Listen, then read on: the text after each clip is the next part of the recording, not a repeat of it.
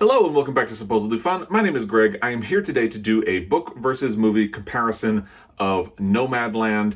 And there's a lot to say in this book versus movie comparison. I'm going to try to keep it fairly short.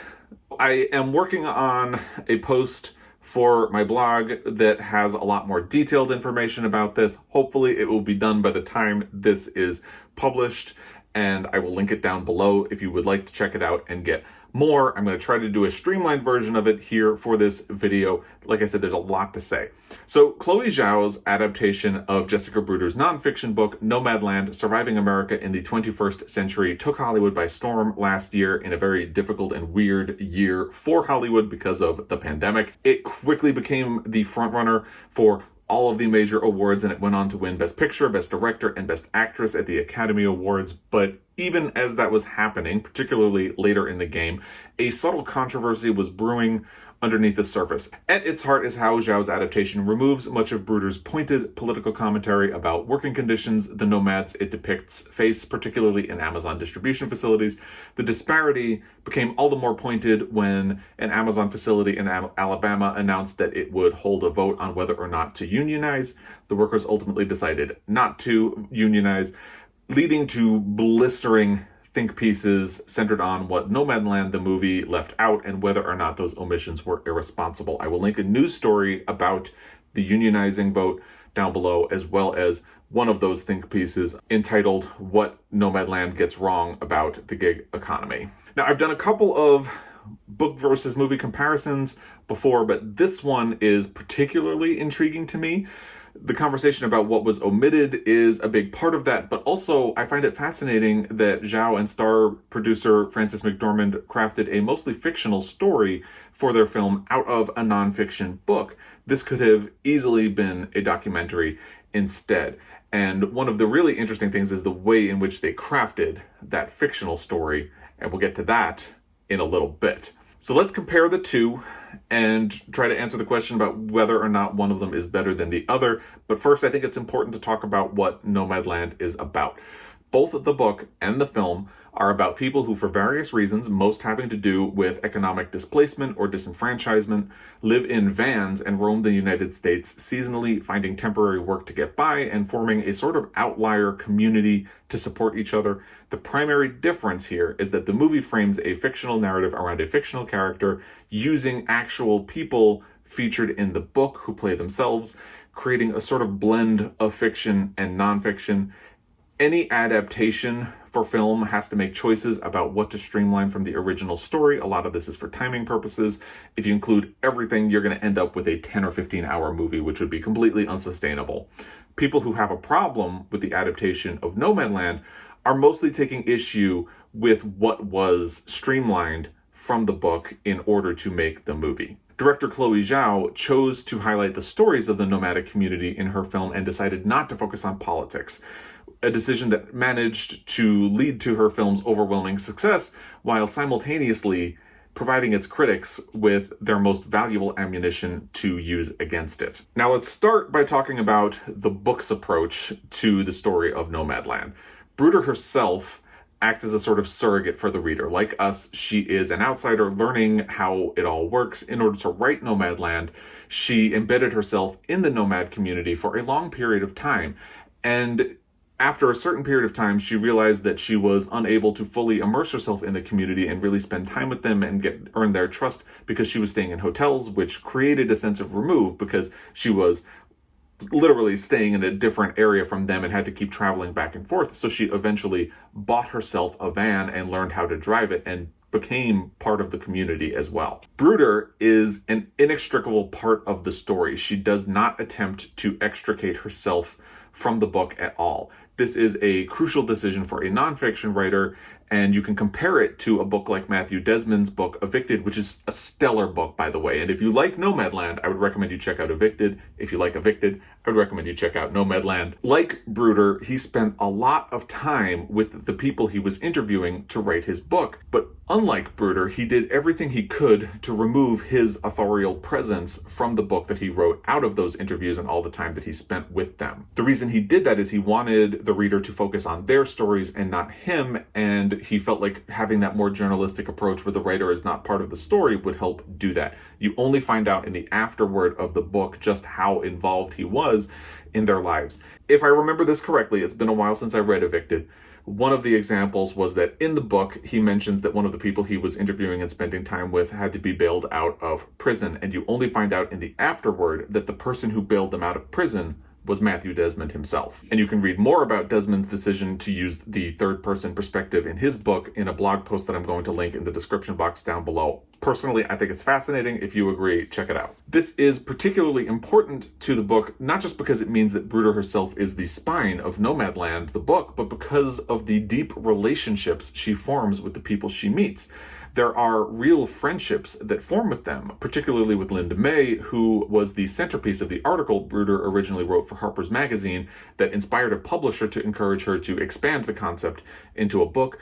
The article was called The End of Retirement. I will link it in the description box down below. It is fascinating and a quick read. And you can see this attachment and the tight bond that she forms with Linda May when Linda May is considering building an Earthship and wants to buy a plot of land, and Bruder herself volunteers to go check out the land for her, and she does a FaceTime call with Linda May so she can see what the land looks like. So Bruder herself is an important part of the story. The ultimate significance of Bruder's decision to include herself is that Nomadland, the book, becomes a deeply personal, profoundly human work that is dripping with empathy and compassion.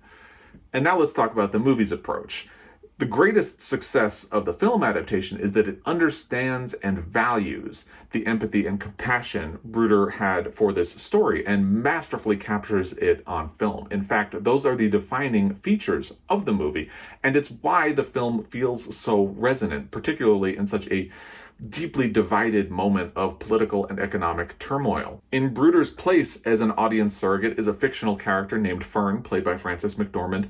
Now, it may have seemed like an obvious choice for the screenplay to just write Jessica Bruder into the movie and have her be the character and once again act as the audience's surrogate into this world so we can discover things about the nomadic community as she investigates and gets to know them. This is a very common strategy when a nonfiction book is adapted into a movie. You can think of the adaptation of A Beautiful Day in the Neighborhood, where Matthew Rhys plays journalist Lloyd Vogel as he interviews Mr. Rogers for the article that ultimately inspired the film. Or think of The Immortal Life of Henrietta Lacks, where Rose Byrne plays Rebecca Skloot as she interviews the family of Henrietta Lacks to gather material for the best-selling book that ultimately inspired I believe that was a TV movie, but point still stands. Instead of going that route, Jessica Bruder does not appear in the movie at all. Her name is never mentioned, nothing like that. Instead, we get Fern, who is someone who decided to join the Van Dwelling community after losing her husband, her job, and her home in quick succession following the economic collapse of 2008. The slow ways in which her profound grief over those losses leaks out over the course of the story forms the emotional arc of the movie, and her backstory highlights the economic difficulties that drive many people to choose or be forced into a nomadic lifestyle without directly calling attention to them. It also allows her to be at home in her van and living with the nomad community, eliminating a potential layer of remove from the people who are the point of the whole effort. She is not studying nomads, she is a nomad. Fern's backstory also allows Chloe Zhao to include a section of the book that would have been very difficult to include otherwise. The character of Fern lived in the city of Empire, which was a town specifically created for the workers of the U.S. Gypsum Corporation. She stayed there following the death of her husband from an illness, but in 2011, the company decided to close the mine that all of the people living in the town worked for, and because they closed the mine, they also closed the town. So all of the residents had to vacate their homes and go somewhere else. With no job, no home, and no immediate family, Fern became a nomad. And in one part of the movie, she actually returns to Empire and walks around. And it would have been really difficult to include any of that without Fern having this backstory. And it's a really interesting part of the book, and I'm glad that they found a way to include it in the movie. By and large, the rest of the cast is filled out with actual nomads, including Linda May, who plays herself. Swanky is another nomad from the book who turns up as a sort of mentor and friend for Fern, but with the addition of a fictional diagnosis of terminal cancer. Bob Wells, the sort of spiritual leader of the nomad community and its growth, also turns up to play himself, and his famous Rubber Tramp Rendezvous, which is depicted in the book several times because it's an annual event, forms the climax of the film. No spoilers. We've already covered some differences, but let's get into it right here. The biggest difference between Nomadland the book and Nomadland the movie is this. In the book, the focus is on the people in the nomadic community, specifically as citizens who have escaped the strictures of society, but who remain caught in the grip of that same society through corporations that take advantage of them, as well as their own basic need for resources. The movie's focus is simply on the people of the nomadic community, their stories, and the community/chosen family they form along the way. That's a pretty big difference. The nomads in the book are disenfranchised people who, by and large, either didn't have a nest egg or lost what they did have, then got creative and found a way to get by. Getting on the road allows them to feel in control of their lives. Linda May is actually a great example of this. She was working low-wage jobs and her Social Security payments were very small, so she was barely able to get by and she didn't want to become a burden to her family. So getting on the road allowed her to feel like she was being independent, like she was in control of her life, and like she was not forcing her family to take care of her. We'll get into the Amazon of it in a moment, but throughout the book, the nomads exhibit a constant reliance on the very structures of commercial culture and capitalism that they have ostensibly rejected. There's a fascinating push and pull between their ideals and the realities of the world. A lot of that is telegraphed in the movie, but not explicitly stated, making it so subtle that if you aren't looking for it, you could easily miss it. You do, however, see it in moments like when proud, independent Fern nearly breaks down, pun only slightly intended, when her van needs repairs that she can't afford and she has to turn to her sister for a loan she will likely never be able to repay in order to get back on the road. It would be tempting to think of the nomads as hypocritical people, but I don't think that's true or fair at all. They really do have these ideals, they believe in them, but just because you decide to try to separate yourself from the values of the rest of society doesn't mean you don't have to live by the rules. Here's how I think of it. It reminds me of an episode of the podcast Dolly Parton's America called Dolitics. In it, host Jad Abumrad reckons with Parton's steadfast refusal to make political statements over and over and over again, even when the media or her fans are clamoring for her to do so. On the surface, Dolly Parton remains steadfastly apolitical in order to appeal to a wider audience. She just doesn't want to offend people. This may seem problematic, but where Jad Abumrad ends up on this is that when you dig deeper and pay attention to her music, you find all sorts of political messaging buried in the lyrics. Think of 9 to 5, which is a song that very much resonates with the working man and the ways in which the higher levels of society take advantage of him or her. Or the fact that she wrote a song about acceptance for a movie about a transgender character and was nominated for an Oscar for it. If you really look closely at her music, you find political statements. You just don't get them from Dolly Parton herself. So maybe, at the end of the day, Dolly Parton actually says everything she needs or wants to say through her music. She just isn't going to tell you directly. It also reminds me of Lonesome Dove, the Pulitzer Prize-winning Western novel by Larry McMurtry that calls the very format of Westerns and the American mythology that they represent into question. But it does it so subtly that you could easily read it and think that it is simply, well, a fun Western. And more on that can be found in my video review of Lonesome Dove, which I will put in the description box down below if you would like to check that out. To me, that is Nomadland, the movie. It telegraphs a lot, even though it doesn't say it outright. After watching the movie, I didn't think the nomadic lifestyle was easy or glamorous. And I didn't think that the nomads had easy, happy lives. You can see the exhaustion on their face after they work a shift at a sugar beet farm, for example. Worry lines grow deeper when plans start to fall apart or illness looms. The lack of healthcare and a safety net is, frankly, terrifying. And you are deeply aware of it as a viewer. There's more to say here, but I feel like we should really get into the elephant in the room. which is Amazon. So let's do that. Now, in the movie, Linda May and Fern work a season at an Amazon distribution facility early on, and then move on to other jobs, like campground hosting.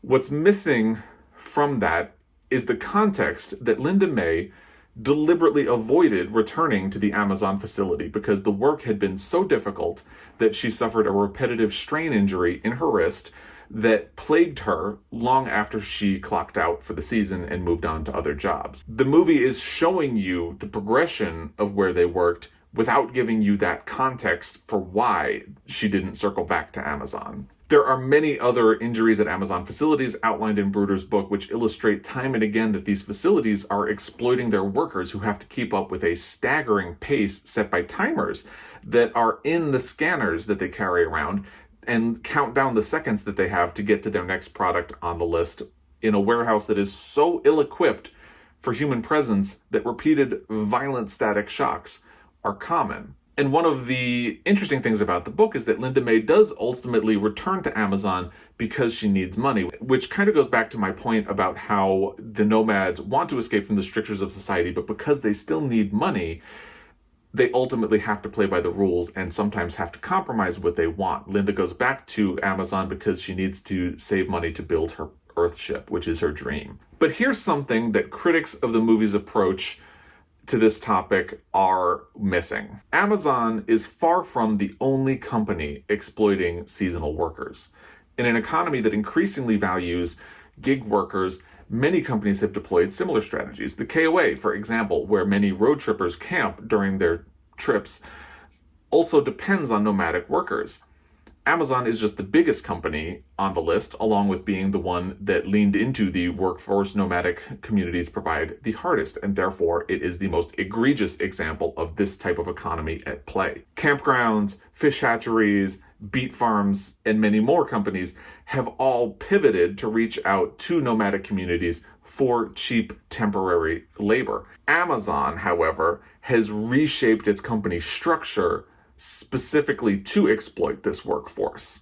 It created the Camper Force program specifically to attract people like Linda May, providing Amazon-owned campgrounds for RVs and vans so they have somewhere to stay right by where they work, as well as incentives for nomads such as a slight pay increase for workers who return the next year, which is a nice thing, except it's a slight increase, and because these nomads tend to be older and the work really physically wears them down, a lot of them tend not to return the next year.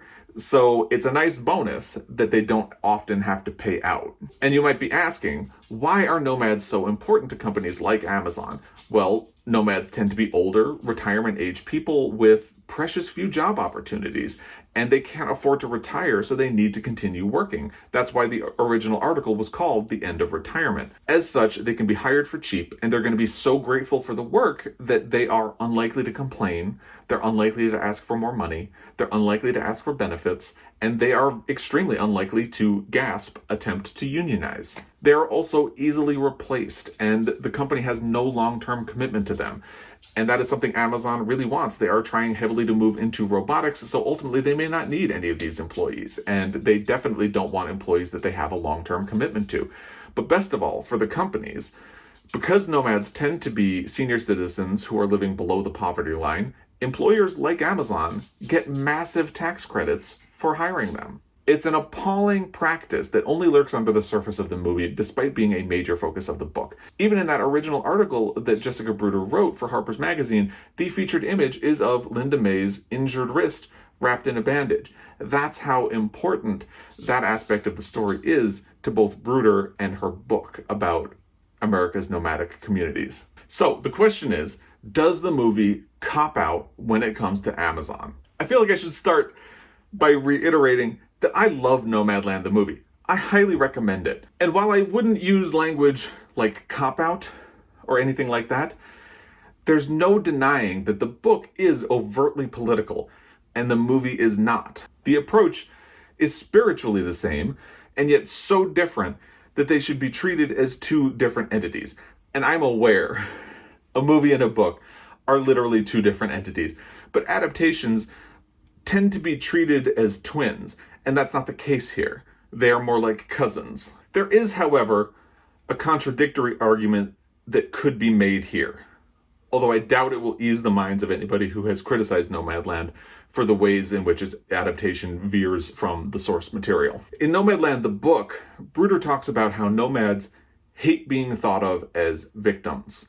That's not how they think of themselves. It's definitely not how Jessica Bruder thinks of them, and I don't think it's how Chloe Zhao thinks of them either. They don't want anyone to pity them or look down on them. If the movie had leaned into the brutality of their working conditions at Amazon or any other worksite, it would have been difficult not to treat them like victims. They would emerge looking beaten down and maybe a little sad, and that is not what they want, again, and that's not the way that Jessica Bruder is trying to portray them, and again, it's not how Chloe Zhao wants to portray them. It's just easier in a nonfiction narrative to walk the line between those two extremes because you can say, hey, these things are tough, but look at how resilient they are, and they don't want you to think of them as victims. It's much more difficult for film, which is a heavily visual medium, to do that balance. And it runs the risk of leaning too hard in a direction that could be seen as exploitative. And remember, at the end of the day, I did not come away from Nomadland, the movie, feeling like van dwelling was a glamorous or easy lifestyle. And I don't think most people would either. And the movie does manage to portray the razor-thin line between independence and ruin that most nomads live on. It does manage to show the lack of access to healthcare. It does manage to show the sense of isolation that exists within the greater community of nomads. It already does a lot. Maybe adding more would have hurt the balance. Still, I can't help but think that there would have been easy ways to include some subtle nods to the deeper difficulties without getting into the politics of it all. Zhao could have had Linda May make an offhand comment about how she doesn't want to return to Amazon until her wrist gets better. Instead of having Fern casually walk through the Amazon facility in the beginning of the movie, they could have focused on the timer in her scanner, or shown her rushing, or had a manager tell her to pick up the pace, which is something that frequently happens in the book. The managers are just taskmasters who are constantly telling you you're not doing good enough. So I'm a little bit of two minds. I feel like they definitely need to be treated as two completely separate entities. So which is better? It's a really tough question, and I tend to gravitate toward a sort of cop-out of my own here by saying that both are good, and in a perfect world, you should do both. Watch the movie and read the book. And I think that's true here as well. If you're planning on doing both, maybe watch the movie first, so you won't be looking for things that are not there, and you can enjoy the movie on its own terms. So watch the movie and then read the book. But if you're only going to experience one, read the book. It's a much more complete picture of the nomad community and the political and economic environment that surrounds them. Just be prepared to feel angry instead of feeling uplifted, because when I finished the book, I felt angry. When I finished the movie, I felt uplifted. And that is the most striking difference of all. So if you have seen Nomadland, if you have read the book, or if you've done both, I would love to hear what you think. Do you think there was a cop-out in omitting a lot of the political and economic circumstances that go into the book? Let me know in the comment section down below. I really look forward to your feedback. And again, I really love both, but I think they exist on their own terms. And that is one of the things that makes this such a fascinating adaptation. Let me know what you think in the comment section down below. Again, I will link a longer article that runs through a lot of this in the description box down below as well, and a lot of other resources and bits of information that you can check out as well. As always, I really thank you for your time, especially if you've made it to this point. This is one that I was really looking forward to doing. And as always, I will be back. Until next time, happy reading.